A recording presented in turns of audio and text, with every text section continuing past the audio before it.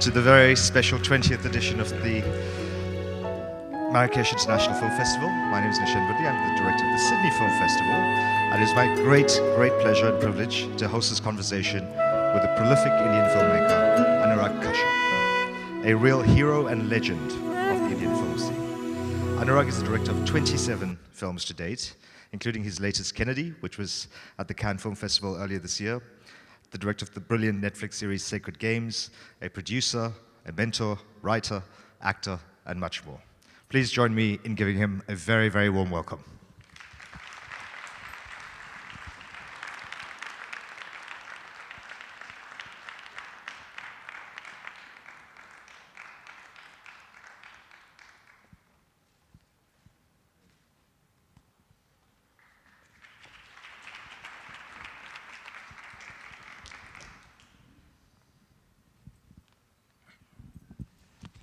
Welcome, Anurag.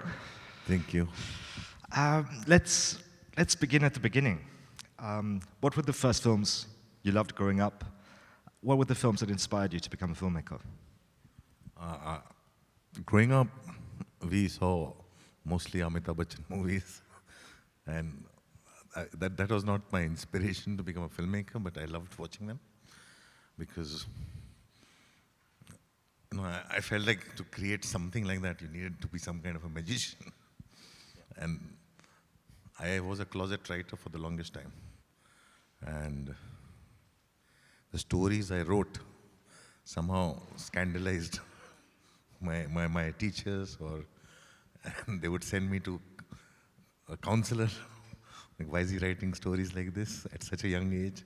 So that made me a closet writer at a very early age. I would write but keep to myself. And these were short stories? These are short stories. Yes. These are short stories or poems. So I was a closet writer for a very long time. The first film that I saw that spoke to me in a way that no other film did was a film I saw at Japanese Cultural Center called Fugitive from the Past by Tomo Shida. But I saw that one film. Then there was a long time before I saw one more film, which was Vampire. Yeah. And they were all at some Maximal Bhavan. And then there was a film festival where I had joined a theater group and I was working and acting with them. And I had no idea what a film festival was. So when the film festival was coming up in January of 1993, I remember that very correctly. So some of the seniors or director, they made a list of movies for us to watch. And there was a whole DCCA retrospective that year and a Korismaki retrospective. So it was primarily DCCA's films that affected me so much. Yeah. And I saw Ariel, Match Factory Girl, and then Bicycle Thief had a kind of an impact on me that made me want to be a filmmaker and tell stories, because it reminded me of something it triggered in me about my relationship with my father during the time of the emergency in India in the 70s, which for me in my head was not emergency because I was too young to know what it was and what was going on. But it triggered a lot of things. And I felt like, you know what, this is what I want to do. And at this time, you were a very respected theatre actor. People said you were very skilled, very good at being an actor on stage. I was. Theatre was doing a great job for me in the sense I was very good on stage and I was doing very well in theatre. And very early, I was 20 when I started getting acting roles in movies. And I saw the movies and I was very bad in it. I was terrible. I was a terrible actor on screen. I couldn't stand myself. And I said, I don't want to act in cinema. But theatre was more free-flowing. And it took me a long time to understand why I was so bad on camera, because not understanding the medium. So my journey to start to understand that medium, I started with writing daily soaps and trying to find excuse to be on film sets. I refused all the acting roles. I only did theatre. And slowly I understood what is the problem with the cinema then, because you know how they restrict the actors and the performances. So me being very bad on screen informed me how not to direct actors when you become a director. Yeah. But what led to you making that choice? Being successful in theatre, what led to you making that choice? I'm going to abandon the theatre, in a sense, and take up cinema as my main medium. I enjoyed both very much, but cinema is something that I enjoyed much more than theatre, in the sense I wanted to create more. Theatre also kind of brought a monotony in the sense that when you rehearse a play, it's very good, the whole process of rehearsal and arriving at it. And you do months of rehearsal, and when the show opens, and then if my play became successful, that I had to do the same play for 5 years. I was so bored. I was literally bored doing the same thing over and over again, over and over again. It was monotonous, repetitive, and I didn't want to do that. One day I totally walked out. I never went back to theatre. But cinema, you're constantly creating in every moment. Every moment you're creating, every moment you're finding solutions. And when I started making movies in India, movies was largely controlled by big film families. So I was more of I had difficulty finding money, and we used to shoot on film to find cans of movies. So I would take things from anyone, whatever anybody would give me, use my own house, use my friends as actors. And literally my first film that never came out, but everybody was a first timer. Everybody was a first timer. So we were so indie and with total lack of money that over a period of time I had to figure out how can I shoot movies in such low costs and still it should not look cheap. And one day, just because in India we don't have to get a release form signed by people, unlike in many other countries. And I figured out, I don't have money to build a set, I don't have money to rent a place, but who's stopping me to shoot in the entire city? Entire city is my set. As long as I don't put my camera in a public place, as long as I don't put my camera on the road. So I figured shooting style. I would watch National Geographic, and I was like, how do they shoot animals from a distance? I started shooting on tele lenses, keep the camera where we will cut out the back of a car, which would be so low, so the camera is eye level. Or go and find a place, somebody's house, where on the balcony we would put the camera and shoot things on the street. That's how we shot the whole Black Friday, because to create a film about an entire city with no money. And a city that's logistically impossible as well. Impossible, totally impossible.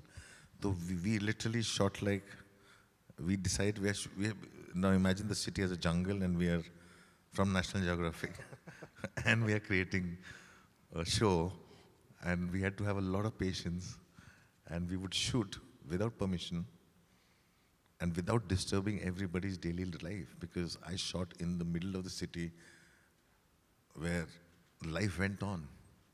I could not disturb that. So it was a lot of coordination, and we didn't have mobile phones and things at that point. So we figured out hand gestures.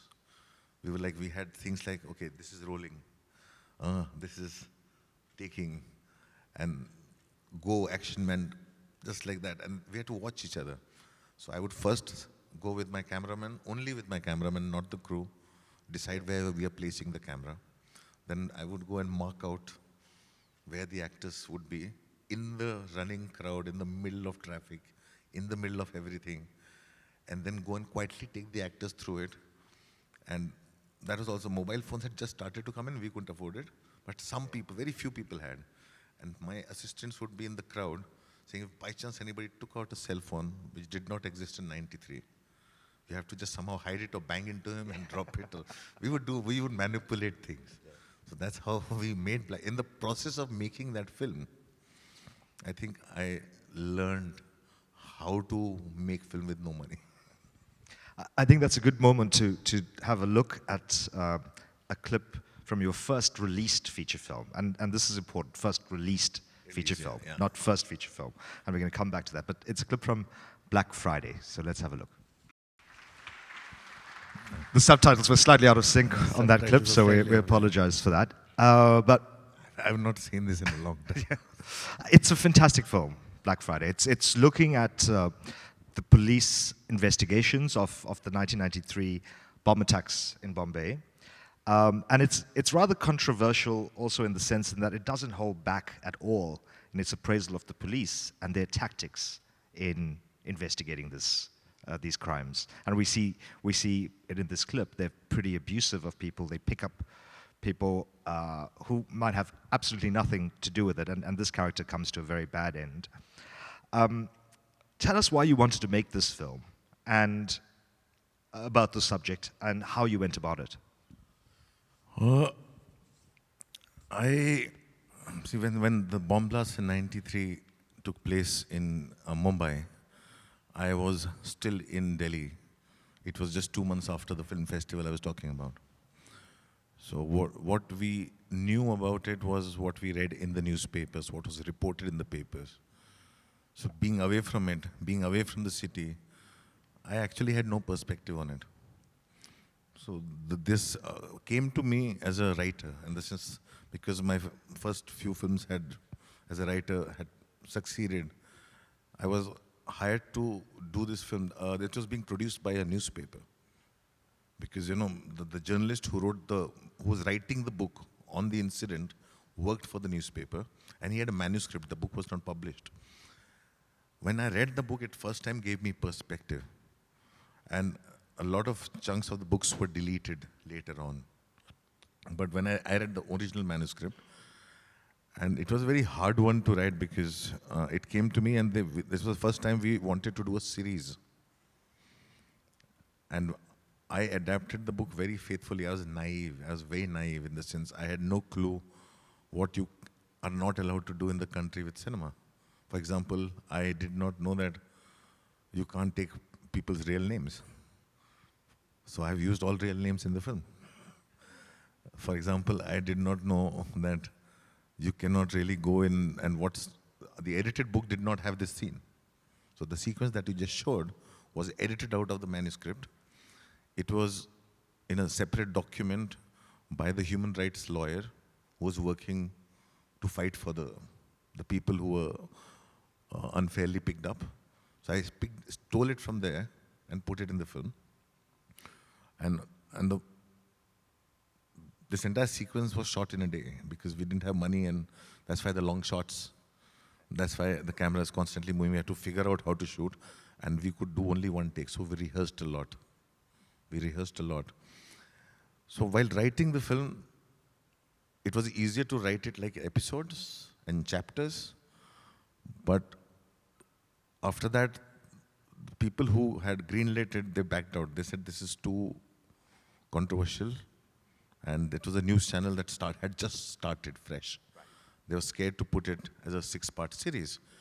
So everybody was abandoning the project, and I had invested a lot of time in it, as writing it. I said, why can't we make a film out of it? So the director resigned. He said, I don't see there's a film in it. So he resigned, and then everybody was like, my first film was banned, which was not released. And I was like, I see a film in it. It says, if you see a film in it, would you want to make it? I said, I would love to make it. But they had very limited money, because they were a newspaper. They had never produced a film before.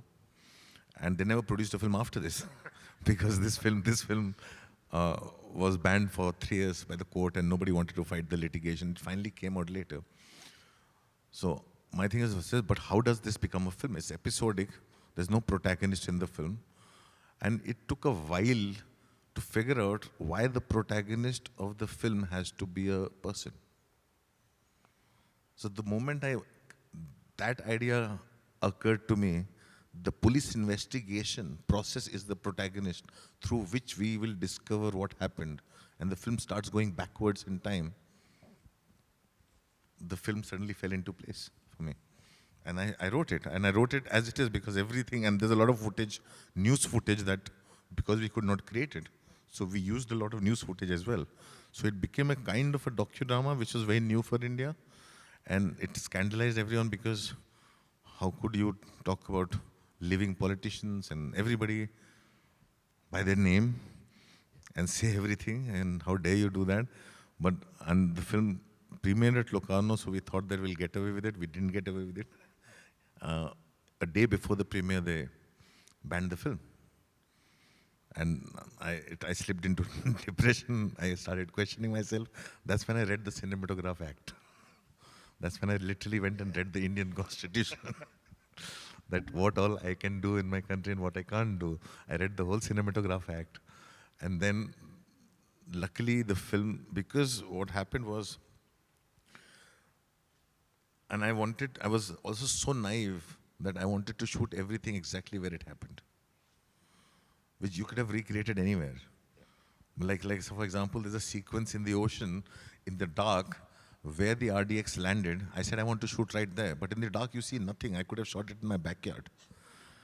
So I made mistakes and learned from that.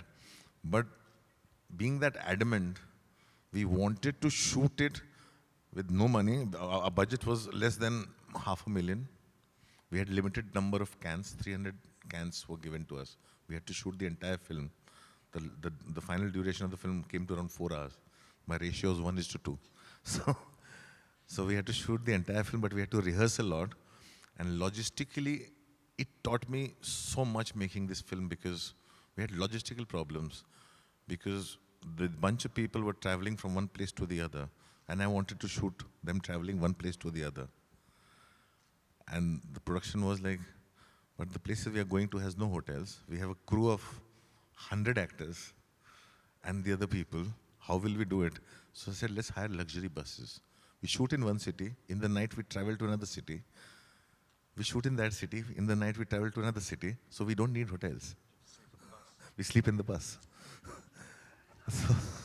It's one way of doing it. So we sleep in the bus. That's how we shot for 20 days.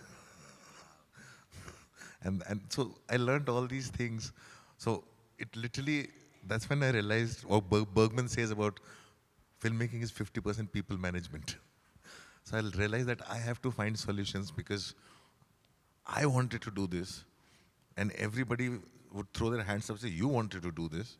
We gave you this much money and these many cans, and now do it. Yeah. You said yes to everything. So, and that also became my process for the rest of my life. If I wanted to do a film, I would first say yes, and then I'll find solutions. Black Friday opens with the Gandhi quote, "An eye for an eye makes the whole world go blind." And as we see in the film, and in many of your subsequent films, such as Almost Pyar with DJ Mohabbat, which played at the Marrakech Film Festival last year, the idea that religious division leads to chaos, hatred, and a far worse off society. I think we see this theme going through your work. Why is it a theme that you often return to in your films? I grew up in Banaras, and Banaras is, like they call the Paris of the East, or is the holy city of India. It's also where the constituency of my Prime Minister. It's a city of temples. So I was born in the middle of religion. So I'm a total atheist, because I see it in its most naked form. I don't believe in anything, because I think everything is bullshit. So that's why religion, every time I've seen religion come into play, it only has caused destruction for me. It does not build things. So even as a young person, well as before your cinematic I've always seen world. it as a tool. Yeah. I've always seen it as a tool in the hands of few that has always been used to manipulate or take advantage of 95% of the rest of the world. The 5% use it as a tool, and 95% suffer it. And I've seen it from my childhood, because I've seen so many things growing up that, like, I've seen a priest having a drink when he's not supposed to. You see these things and you start questioning that everything they say is just for an effect, or for, like, it's like how they discipline you, saying good and bad. So they teach you to be a good man. They teach you to be they don't teach you what life is all about. And we grow up thinking being a good person is a virtue. And when you start believing in that, you're very vulnerable to the rest of it, which is bad. So for me, I never saw it as a virtue, which took me a long time to realize. Like when I made Black Friday, I was like very honest and naive. When I realized, I became clever after that. Because I realized that how to navigate the system to make a film, how to navigate the censors. Every film has become, I know how to fight the battle to get my film out. Because I had my first 3 films that were stuck with censors and were banned.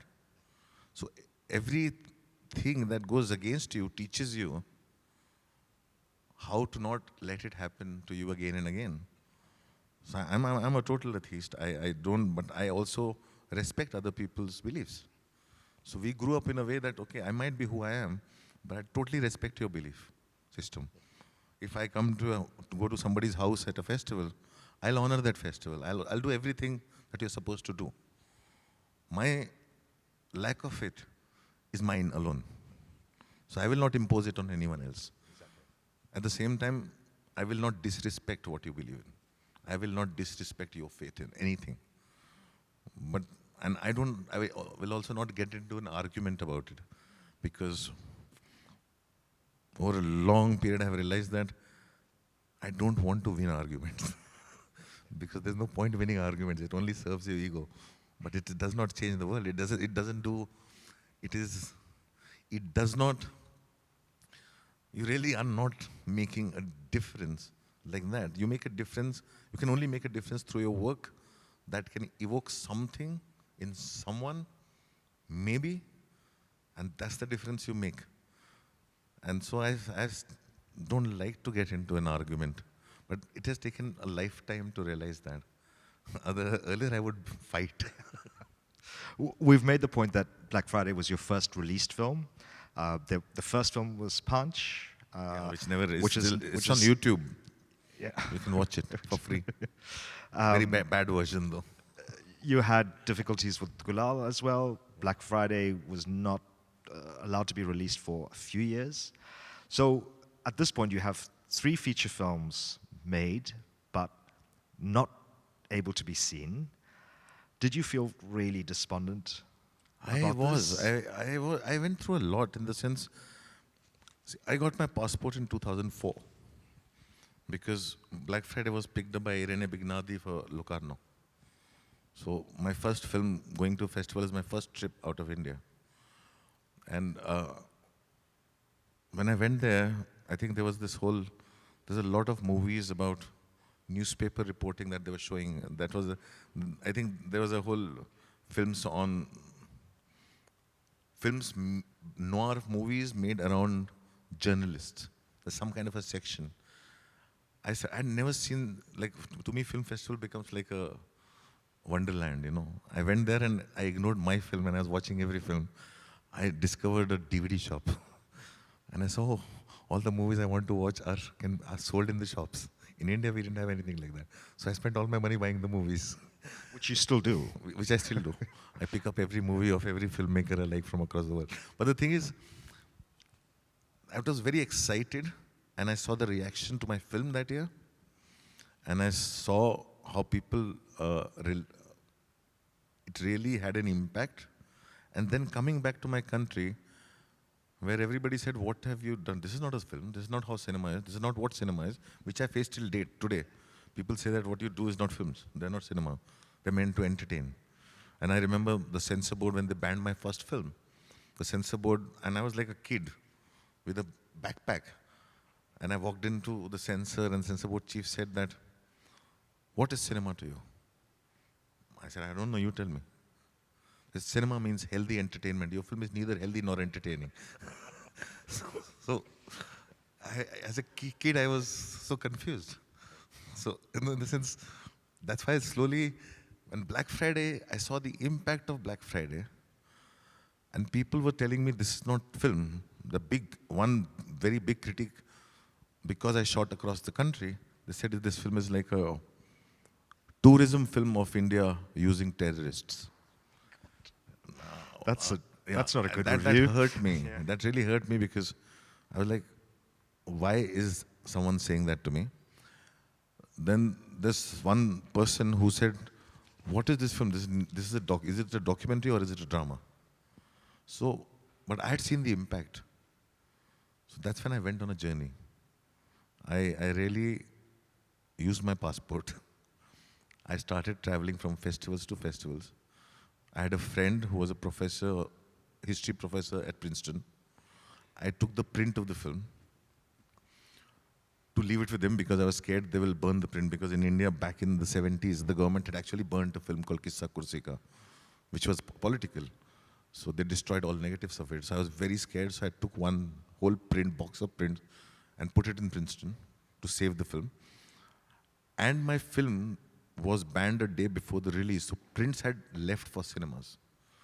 Some cinema owners sold it to a pirate, so film got pirated. And the film was available on pirated DVDs across. And it became a rage in the piracy scene. I bought my 200 copies of my own pirated DVDs.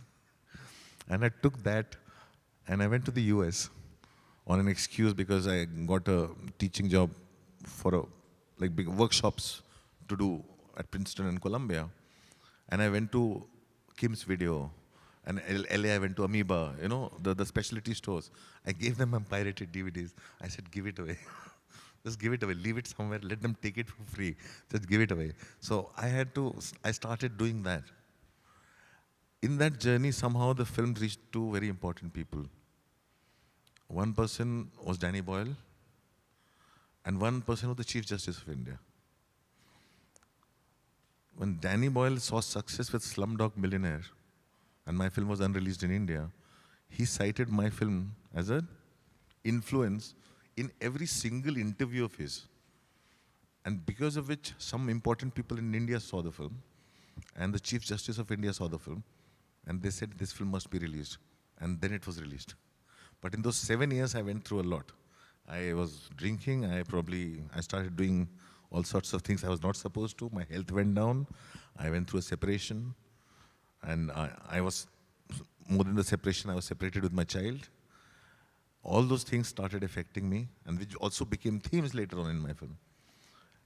And at that time, I was so vulnerable that somebody would come and say, the problem with your house is the feng shui is not right.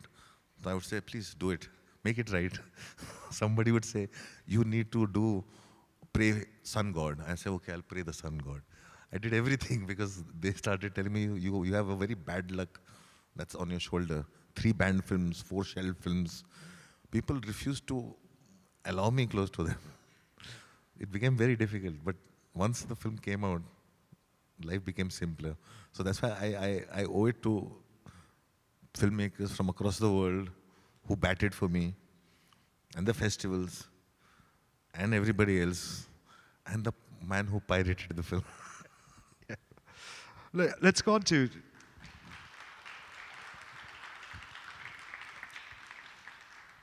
Let's go on to the next release film from 2009, Dev D, which edges closer to the mainstream, let's say. Edges closer to the mainstream. It's not a mainstream film. And we're going to have a look at a clip where this couple that have been in love bring an end to their relationship.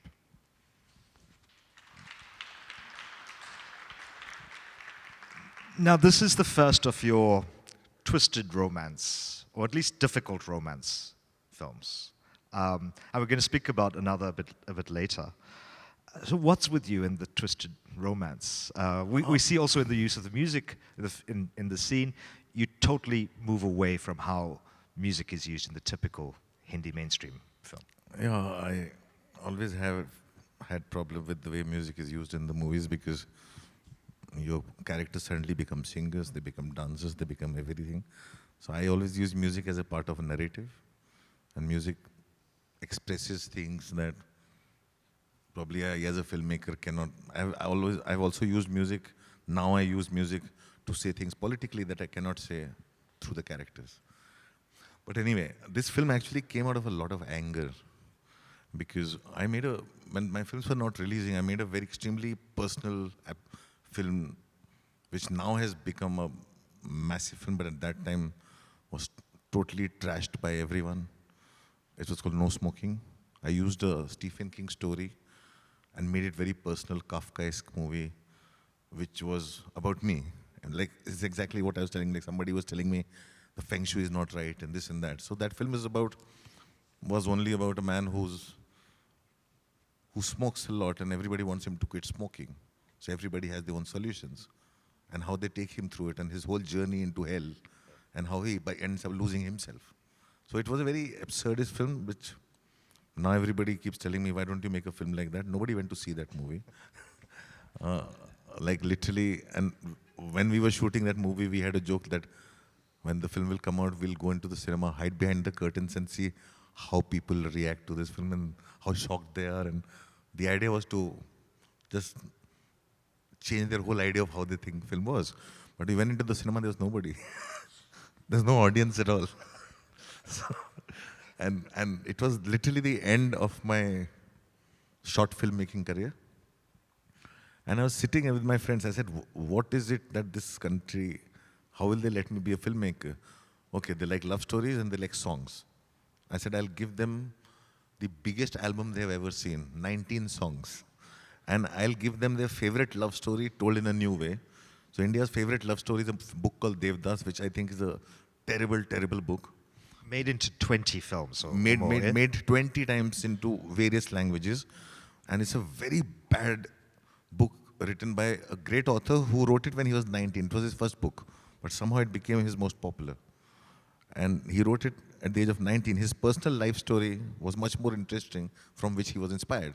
So I borrowed more from his personal life story, and I picked up all the contemporary issues, contemporary stories that the youth was going through, and I totally modernized it and changed everything about Devdas, because one thing I realized, everybody knows the story very well, by heart. So I don't need to tell Devdas. I just use the 3 characters to tell my story. So I took the 3 characters and I subverted every expectation of theirs. And what really shocked the people was because for the first time, the 2 female characters in the most misogynist book that I've ever read had agency. And had stronger agency compared to the guy. The guy had nothing. They owned themselves, they owned their sexuality. That one sequence where the girl takes the bed into the fields because she wants to make love to the man and he calls her a slut. And so all those sequences became kind of, I had women fighting for the film, standing by me, and men telling me that how I'm spoiling the culture of the country. So there was like 2-way fight, but the film became very successful because of the music. And it is also because of, if I wasn't angry, I would not have put so many songs in the film. I was like, they want so many songs, I'll give them songs. Yeah. So it came out of anger and it became my biggest success at that time. And it was very surprising for me as well, because I was doing everything in the film. I was like, okay, you want style in the film? I'll show you style in the film. You want dances in the film? I'll show you dances in the film. But I did everything in a very subverted way. And I changed the ending, the famous ending of Devdas. Because Devdas thrives on trying to create empathy for this despicable character who dies. So you're supposed to feel sad. I said, I'm not going to kill him. I'll reform him. Or you have something worse in mind for him than that. And I literally made the 2 women the heroes of the film, the protagonists of the film. So it was very difficult, and literally when I wrote the script, because I also did not hold back on the language or anything. So I know that girls refused to audition for the film when they read the stories and script. I got slapped by one actress's boyfriend saying that, how dare you send this script to my girlfriend? I was like, okay, sorry. My producer threw the script down. He says, this movie is so vulgar. This is so against everything. So the film actually got made because of my producer's wife, who loved it, who stood up for it, and who only time in her life put her name as a producer on the film. She said, I will release it. And then suddenly all the women stood up for the film. And somehow it kind of became a strange revolution, which I did not expect because I made it in anger. So it was, what you say is like, I did not plan anything like that. So it's not like that I have twisted love stories. I feel I do real love stories. Yeah. I think relationships are twisted in some way or the other, the degree of which depends on how you see it. So I feel the mainstream love stories, they're extremely twisted because it doesn't happen that way. You're quite right. Now, we should spend some time, of course, on the epic, brilliant two-part Gangs of Wasseypur. And let's start by looking at a clip from the first part.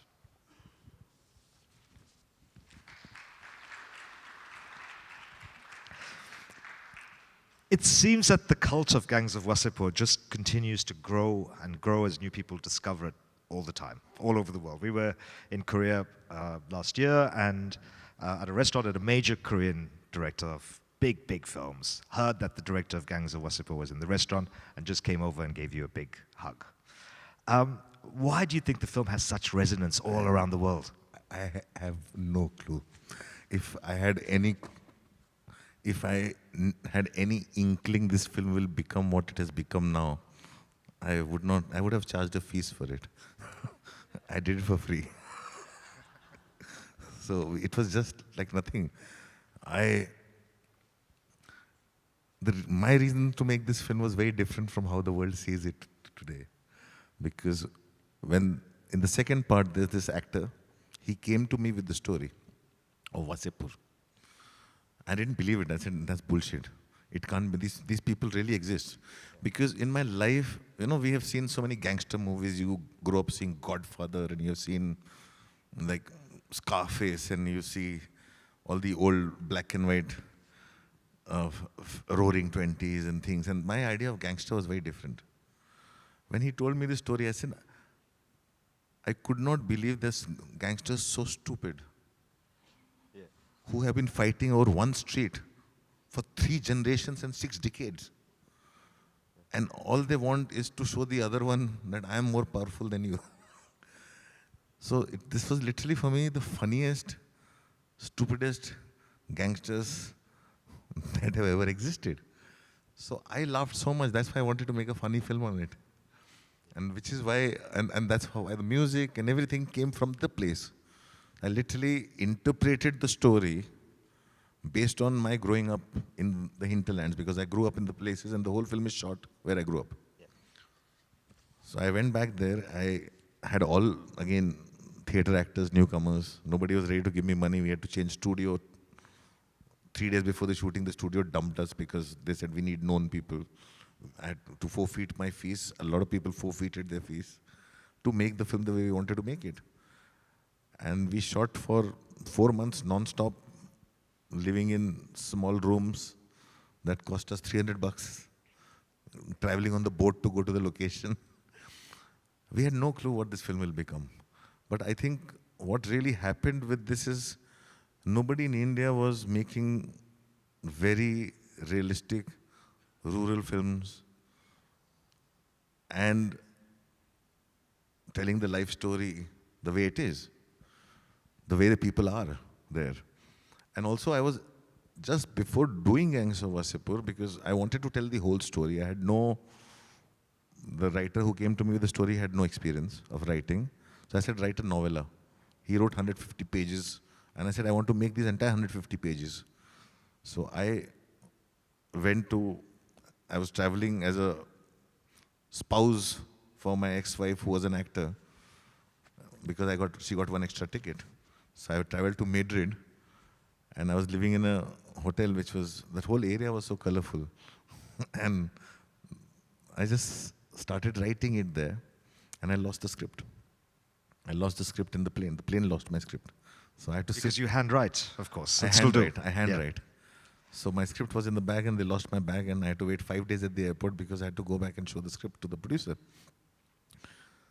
And we went into making this film where first part was written, but the whole story was in hand. So I kept on writing, and we kept on casting. And as we were shooting, we were writing the film. And we really, in the sense, and the music was also being created the same way. And the idea was that I grew up in a world where the kind of music the film has, it was normal. And the kind of music that the film has, and I was going to ask a question about it, but let's deal with it now. It has this incredibly rude lyrics. Yeah, very rude lyrics. Yeah. Like extremely rude. Yeah, but that is what they used to sing at the wedding ceremonies back home in India, because when you grow up in a country that's so repressed in its sexuality, when we were kids, we were allowed in the ceremonies that only women were allowed and children were allowed. And they sang really rude songs about sex. So which we were privy to. We did not understand it then. But one day we grew up and we understood what... And I thought you'd made them up for the film, but that's not... This type of style exists. The song, I am a hunter and she want to see my gun, when I pull it out, woman, why do you run? That song used to be a traditional song from 150 years ago. And that song traveled with the Indians who went as slaves to Caribbean. So my music director went to the Caribbean and they realized they're still singing that song, but in English. And she recorded with the actual singer in the Caribbean islands, and we brought the song back to India. So we traced all these songs, and there's a movie that really affected me, was an Italian movie called Best of Youth. It was a 6-hour film. And what they did in the film was, while telling this personal, they traced the political. And Gangs of Wasseypur presented me with the opportunity to trace the political history of the country through one particular state, from the times when we had no electricity, no money, no food to eat, no jobs to do. That's where the story starts. And it gave me the massive opportunity to trace how the political journey of the country through the personal vendetta of these gangsters. And we made the film. And literally,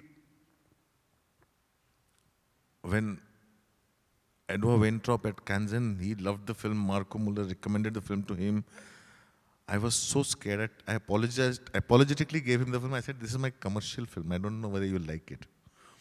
And when the film was screened, I was sitting outside drunk, thinking, my career is over. I'll be exposed by the end of the film. Who will watch this 5.5-hour film about these stupid people? And by the end of the film, when I came out, I was ready to take that. People must have walked out because I'm so used to that. But things changed. And now it is, I don't know what it has become now. Let's look at another clip, because the film is also very, very funny. The whole idea was to make a funny film. And there are some wonderful, wonderful romantic moments too. So let's have a look at the clip from Gangs of Wasseypur Part 2. Of the many things I love about that film is that we experience the passage of time through the cinema that's being released. Yes. We go through so many different films, and people are obsessed with films at a particular time, and this goes through decades. India is a country, we make more than 1,000 films a year. So India is obsessed with films. And these gangsters are so obsessed with films. Yeah. So what I want to ask you is, do you think that time has passed, or can cinema still have such a profound influence on Indian society and society in general? It has. After this film released, every single gangster in the country, in every single city and state, reached out to me saying, tell my story. So that's how influenced they are. All the people, everybody wants their story to be told. And everybody wants to be in it, be it a politician, a policeman, a gangster, everybody has a story. I've been inundated with people wanting to be heroes. So India is obsessed with mainstream films. And they love that larger-than-life hero persona, and everybody wants to be that. And that's why this film, it was so easy for one gangster to kill the other, because they know his favorite film actors, new movies releasing, and he will watch it first day, first show. So they're waiting for him, and he comes and he gets shot. I'm saying that's how easy it was. That's how stupid they were. So it's they are. Like, I have had every single known gangster in the country having reached out through a lawyer or through someone for me to wanting to tell their stories after this came out. So it is very, we live in that's why I refuse to do this, because this film has become, some things happen and you don't know how they happen. I really had no clue what this film will become. It's like 11 years later, it's like everybody, today if I say that I'm making a sequel to it, they'll give me a fortune to do it now.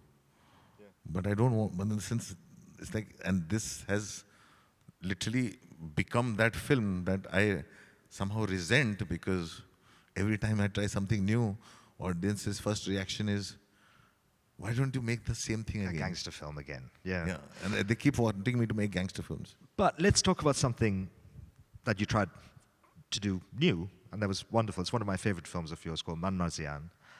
You know that I watch the film very often, and I tell you that I watch it very often. It's a film about another difficult romance, and we're going to look at a scene in which the two lovers, now under quite a lot of pressure, decide to run away and elope, and this is some of their first moments together after the elopement, when they're on the road.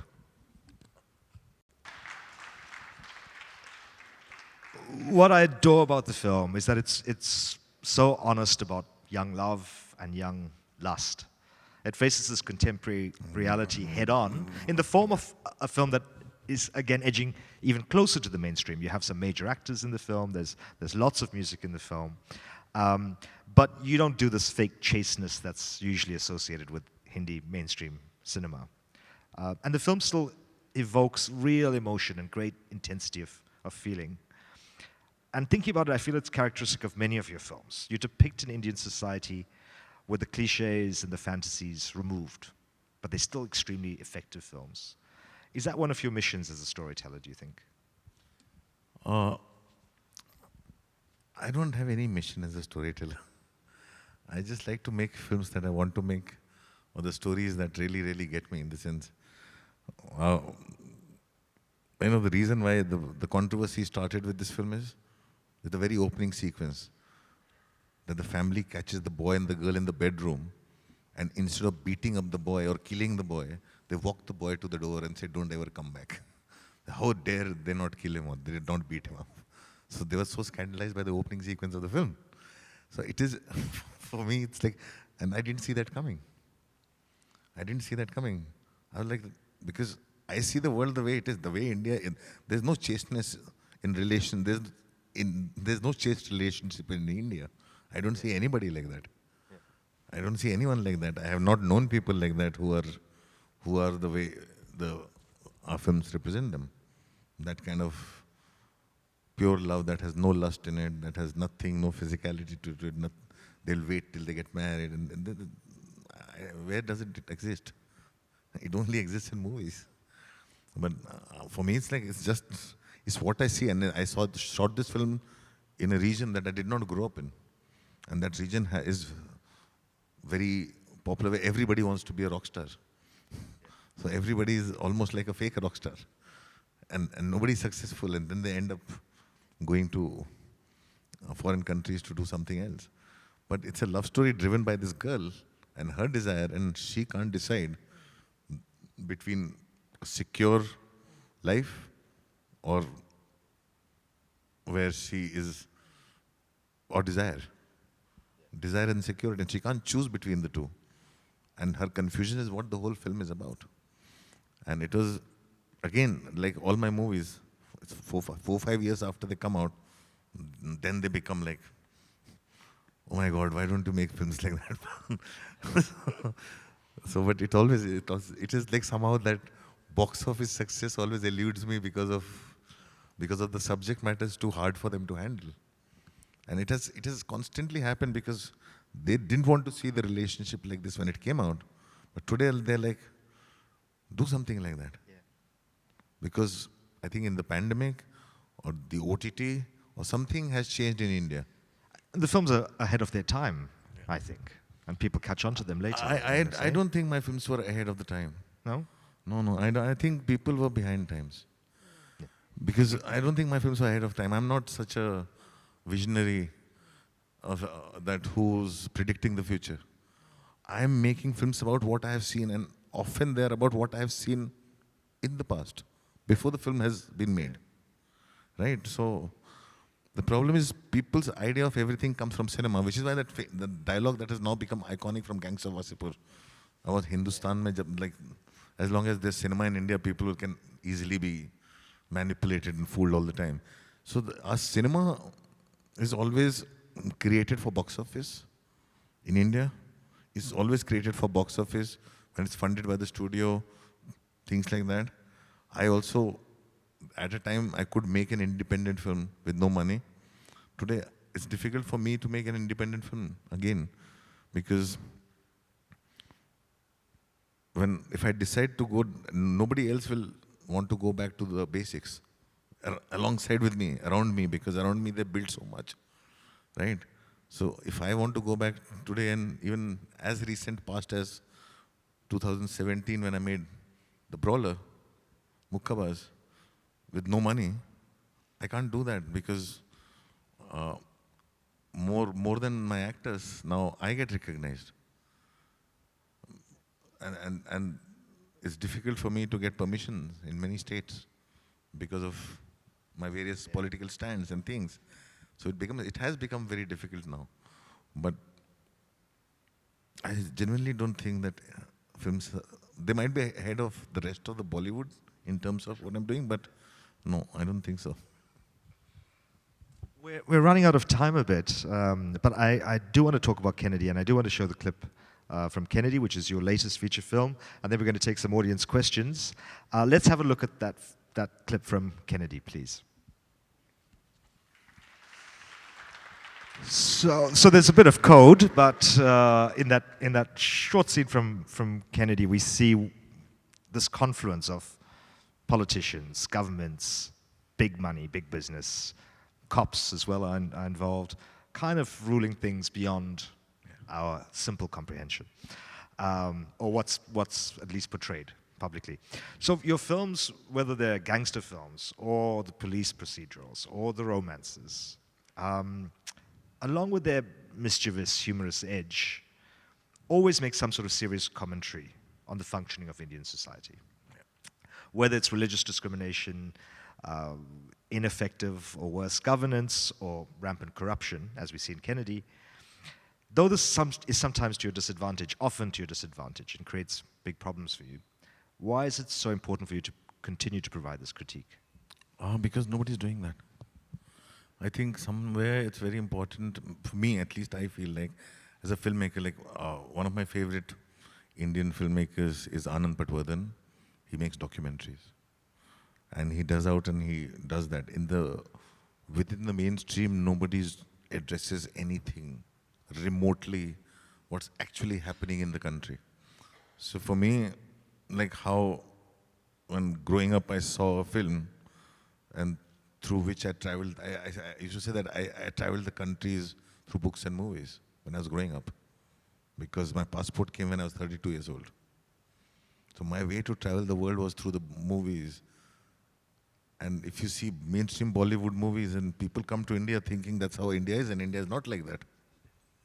So for me, it's very important that movies at least hold the mirror to, in the sense, if say for example 10 years later somebody sees this, they will understand this is what happened in the pandemic.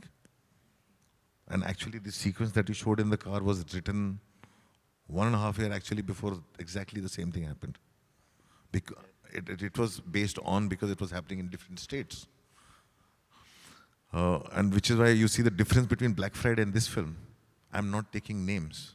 In Black Friday I took names, and now you can't. So you had Supremo, obviously Big Papa. The moment you say Big Papa in India, the audience laughs because they know who I'm talking about. The moment you say Supremo, they know what I'm talking about. At the same time, censor board cannot delete it. So that's why I say I become clever.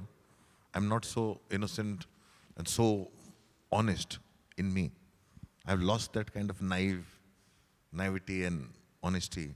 Along the way, I've become more clever. But yes, my intention to make a film remains the same, to hold a mirror to what's happening, not comment on it, but to at least, even if I'm building a fictional story, it's built around things, so you know the sense of place and time. Those two things are very important to me. That, you know, this film is set in Mumbai, you know it is Mumbai. You know the time, the pandemic, you know those things, and around which I'll build my own story. The fictional character in the film is Kennedy, the central character, but everything is not fictional. So I think it's very important. I also feel it's responsible. which responsibility that I take on is not necessary. Every filmmaker, every artist doesn't need to do that. But I think somewhere, we all see ourselves in a certain way. I feel like I can't make a film which is totally out of place, which does not, it's like I write a film about this and I place it there. It doesn't happen for me. So if I'm going like Man Marziyan is set in Punjab that I did not know. So I went in there and adapted the whole film to that place through my writer and through my actors. So because I had to show that culture in its honesty. So it was not forced in Punjab. So which is why I think for me Kennedy, yes, I have got, the way the scene was written, if I took any single name, this film wouldn't have gone through the censors, but it has gone through censors. It has got the censor certificate because I've learned how to navigate my way and say what it is. So which is why there was this time in the pandemic when all these things really happened. So, but for that, it becomes difficult to explain the context to someone who's not an Indian, who's not lived in India. So the reactions when the film plays out, when there's an Indian in the audience, there's one single Indian in the audience, there'll be one single chuckle. So for everyone else, it kind of alienates them, or I have to give out context. But I don't want to give context. I would rather that leave it there and let people take what they take from it. But it's very important for me to be honest to that, and with music. We've taken most of our time, but I think we have time for a few questions. So if we could do those, and I'll ask you, because we're running a bit late, to be as brief with your questions as possible, and we'll start there.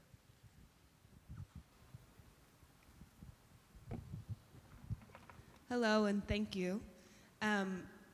I have a question for you because it sounds like early in your career you made films on very low budgets with often big casts and crews. I've done the same thing as a writer and producer and actress. When you were deciding how to find the people and then convince them to come along on these crazy productions, forgive me, right? How did you know who the right people were? How did you convince them to do the project with you for very little money? And then how did you keep them happy as a leader while you were taking them through it? I took them along in the sense that when I started making films, I had two advantages to me. In the sense, I was already an established writer. I had already written films, which are very seminal and at a very young age. And I was had done a lot of theatre. So for my first two films, I picked up friends and people fresh from acting schools. And all the crew and everybody was first-timer. Because they were all first-timers, they were ready to go. They're hungry people who were ready to go in along with me and just be on the same journey, because we shared rooms, we did everything, we ate the same food, we did all of those things together. It was not like, they came along with me on the journey to make a film. That's why, and till date I work like that. I take my whole team along. And whatever we get, we make a film, and we take it, each one takes it as their responsibility that we'll pull it off. And I use every resource possible. I'll use a friend's house, I'll use my neighborhood, I've shot 3 different films in my own house. Changed it to look differently in all the 3 films. I'll use my friends. In my films, you'll see all my assistants acting. Yes, you'll see my driver has acted in my film. The person who helps me in the house has acted in my film. I have made my parents, I put them in one film. So everything possible that you do to make your film. If you really want to make it, and one important thing is the script. Your script and your passion will drive everybody along. Because you are with them. You're not literally ordering them around. You're taking them with you. And very often when I was faced with the problem that when we were shooting Gangs of Wasseypur and there was one known actor and other unknown actors, and some people said that we want a bigger, say, hotel room or something like that. So I said, okay, fine. I went and stayed in the smallest and cheapest hotel room. So suddenly that equalized everything. And people were embarrassed to ask for more things. Because me and my cameraman were living like in the cheapest rooms. So we were living in the cheapest rooms, literally with just the bed was the room. So then people stopped asking for more because it had a big cast. And so that's what we did. There's one film everybody is fighting about whose name will come on top. And everybody was fighting about that. So I put my name at the bottom in the end of the film. I said, you guys decide. So when I did that, then everybody said, okay, put our name at the end. So my way of solving problems is like that. I don't want to, I want to make the film. So in India, it's a thing, like, you know, the whole, everybody wants to be an auteur. So I never write in my film a film by ANURAG KASHYAP. So I just say directed by. That solves a lot of problems, trust me. Because everybody wants to outdo each other. So I just put myself down there. It solves a lot of problems. It actually then nobody will ask for more.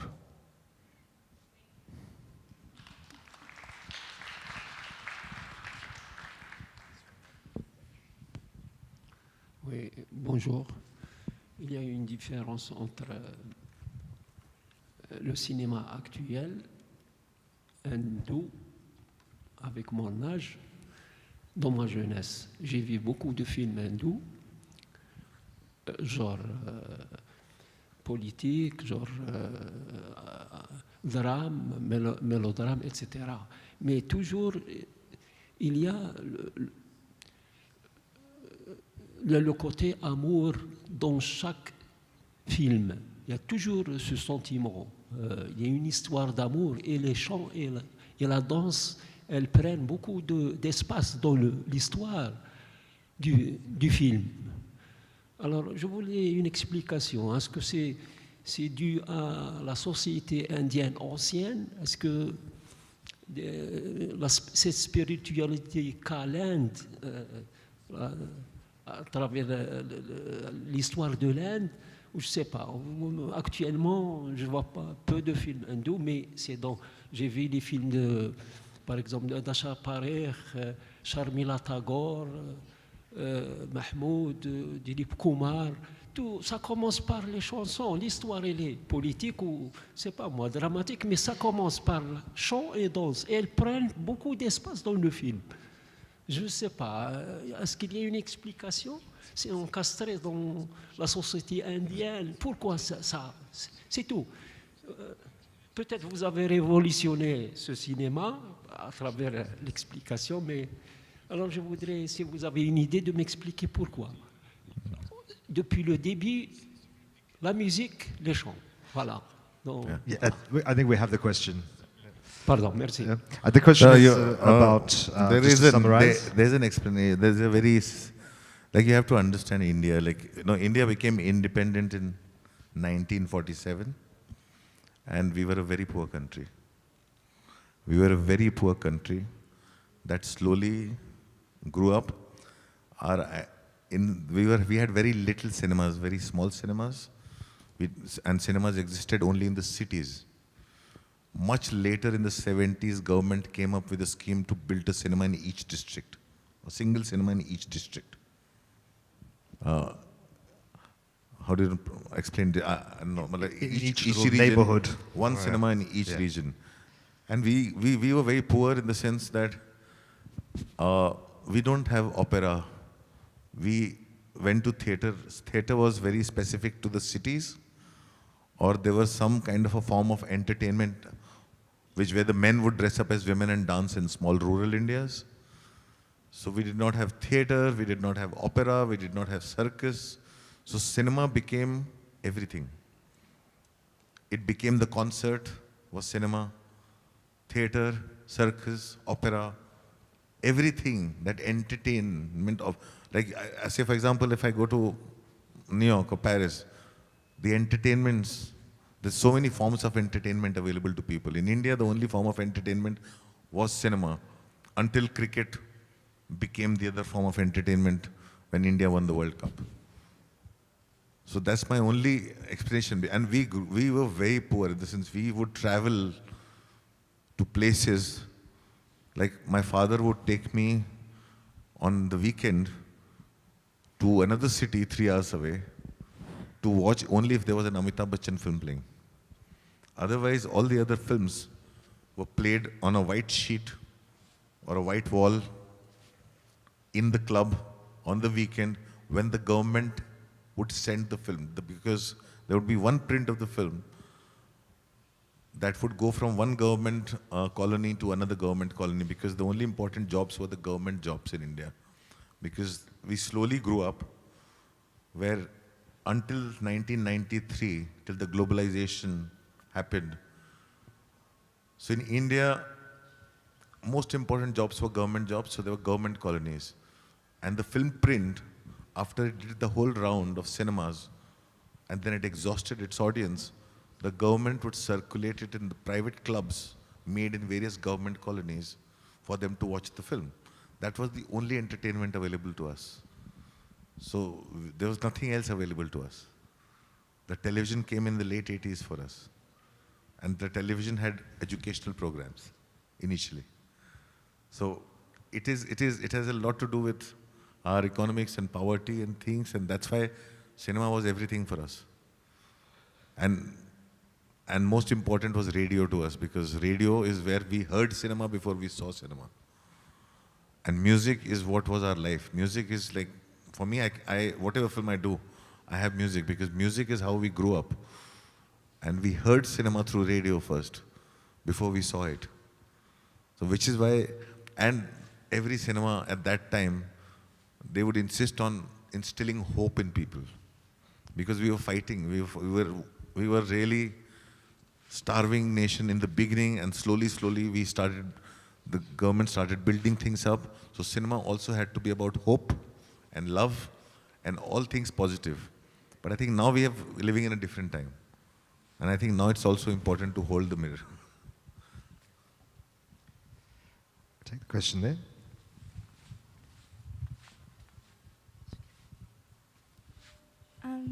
Hello, nice to meet you. I'm a cinematography production student at ISMAC, the Higher Institute of Audiovisual and Movies Professions. You talked about the topic about making movies with a low budget. So as a cinematography production student, all I wanted to ask you is how can we make a good quality movie with a low budget? And thank you so much. Oh. So the two things, in the sense, when we don't have money, I always say that it can't look like that we don't have money. Because I cannot go and explain to the audience that I didn't have money. So the film has to not look like we didn't have money to shoot. It's the most important thing for filmmaking. So, and the most important person in the crew becomes my cinematographer to me, who knows how to shoot without lights. And sometimes when you do need lights, I shot my films around festivals. If you see my early movies, they're very colorful, because I would only shoot during festivals and the whole city would be lit up with the festival lights. When people were celebrating festival, I would be out on the street shooting to make my films look good. Gulal is a prime example of that. David D is also an example of that. I would find ways to shoot. There's a lot of independent filmmakers. There's a YouTube video of mine where I talk about how to shoot films with no money. So if you go look for it, you'll find it. So I discovered ways of how to shoot films with actually no money, because I've actually done that. And there's a time that when I was making my first short film, I didn't have any money. So the first digital camera was in MTV office in India. MTV had got their first digital camera. And there's a man in charge of keeping the camera safe. I cast him in the film. I said, when the office shuts down, you bring the camera out, I'll give you a role. And I cast him in the film, and he would bring the camera out and we would shoot without permission because nobody understood a digital camera at that time, and nobody understood. So I could walk into the airport. I shot inside the local train. That film is also on YouTube called Last Train to Mahakali. So I just shot in 4 days. I shot in 4 days. So I have often done things. If I needed someone, I would cast them. Because everybody loves to be in movies. So there are ways to find out, and then I really, really choose my cinematographer very carefully. And I also, because I tend to not lock the tilt and pan of the camera. So because of which I like the performances to be moving. So I learned this because I was a terrible actor on screen when I started out. Now I understand the medium. But then I didn't understand the medium. So to give actors breathing space, I would be like, keep the camera free. And because of which the performances were so good. And actors felt like that and never put the camera in the face. So I found ways of doing things to not have a bad impact. We're going to take 2 more questions. Go ahead. Thank you very much for your presentations. And so I have 2 questions and 1 request, okay?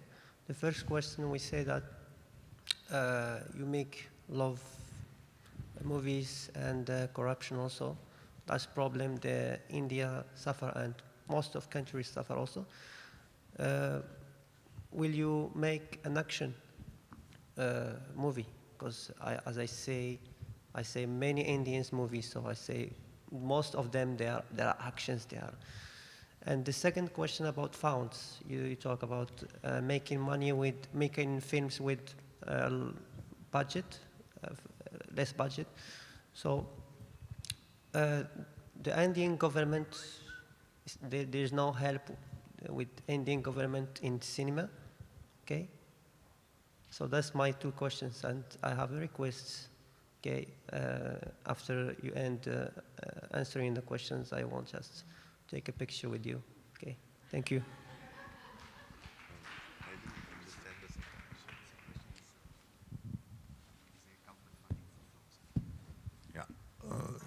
I do make action movies, but there's action in my movies, but I don't make action movies.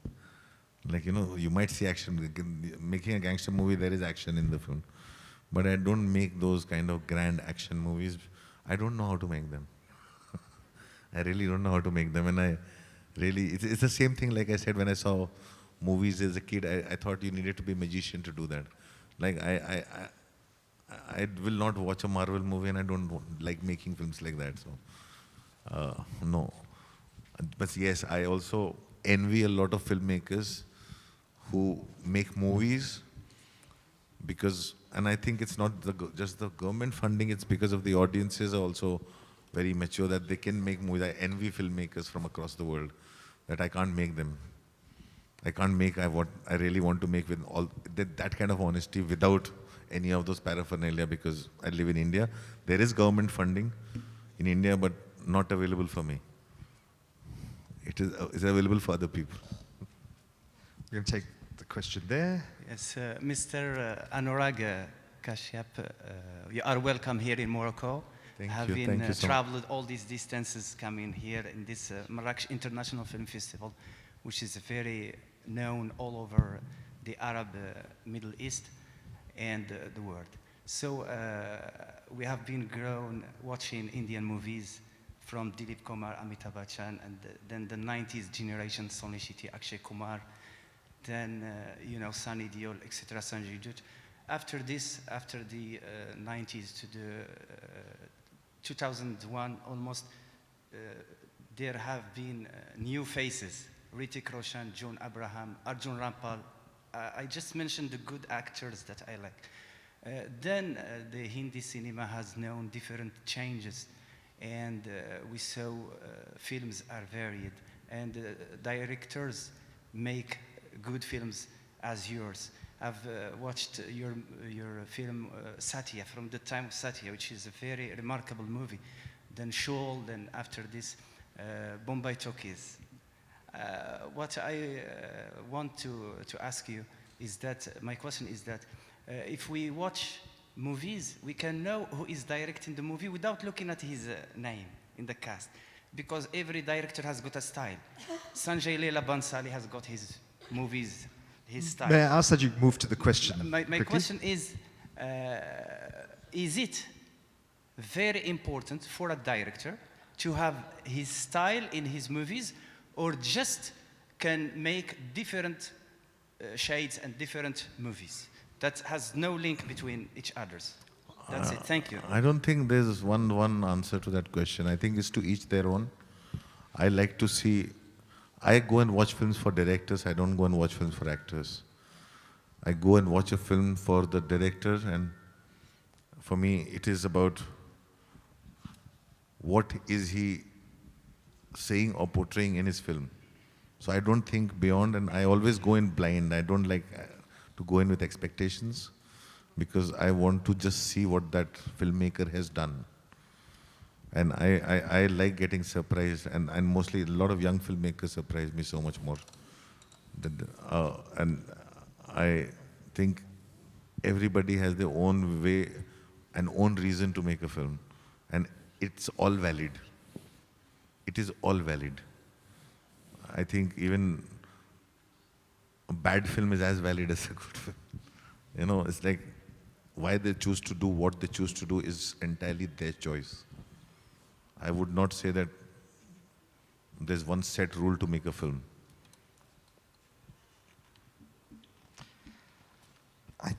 We're going to take, the gentleman was waiting, so we're going to take that question, and that's going to be the last question, I'm afraid.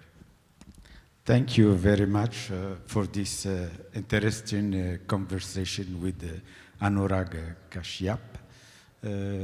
My question is about, did you have idea to make a film about global risks in the world we are living now in, about, for example, climate change and how it's related to the financial institutions' power with politicians? And I have seen in the last excerpt the man who has told something very interesting: my integrity is not for sale. Thank you very much. I hope that this conversation would have been recorded in YouTube, for instance, and because you have very interesting ideas about a lot of things you have said about cinema and making films, history of filmmaking, and so on. Thank you. We believe it will be made available on YouTube, this conversation. It is being recorded and will be made available. I really do want to make films on subjects, but I also feel when I have more objectivity on it is when I do it, because while you're living through a certain time and you really don't have much understanding or objectivity on it, we tend to become subjective, and sometimes, like I made an animation film about global warming back in 2006. But because it was an animation film for children, I made it a film like where the global warming becomes the monster that the little Hanuman, the character, was trying to fight. And at that time I had little understanding of it, but I saw it as a kind of, I made it like a monster. The fiction and the animation of it allowed me to take that liberty with it. But when you're documenting something, either you're present right there with your camera and you're documenting it, but if you're not right there in the middle of whatever is happening and you're not documenting it, then I would rather do it later when I have more objectivity on it, because then it becomes a historical lesson and we learn more from there.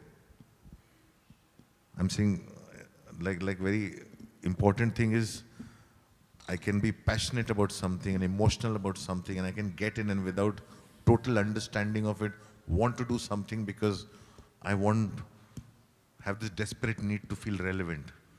But I need to kill that, because if I'm actually picking on a subject that's so important politically, globally, climatically, any which way, I need to understand it better. I need to probably either personally experience it, or it's coming from a very personal space that I've experienced it, then I can say it at any stage of my life. But if I have not personally experienced it, and if I don't have understanding of it, then I would do it in the future when I can objectively look back at it and see and understand it better than from later point. It's like history teaches us and keeps teaching us. We still don't learn from it. So it's like whatever times we are going through, the more interesting cinema of this time will come probably 10 years from now. ANURAG KASHYAP, you truly are a legend and a hero, certainly one of mine. Thank you so much for your time today. Thank you. You embarrassed me. Thanks everyone for being here with us. Thank you so It's much. been a great pleasure. Thank you. Thank you so much.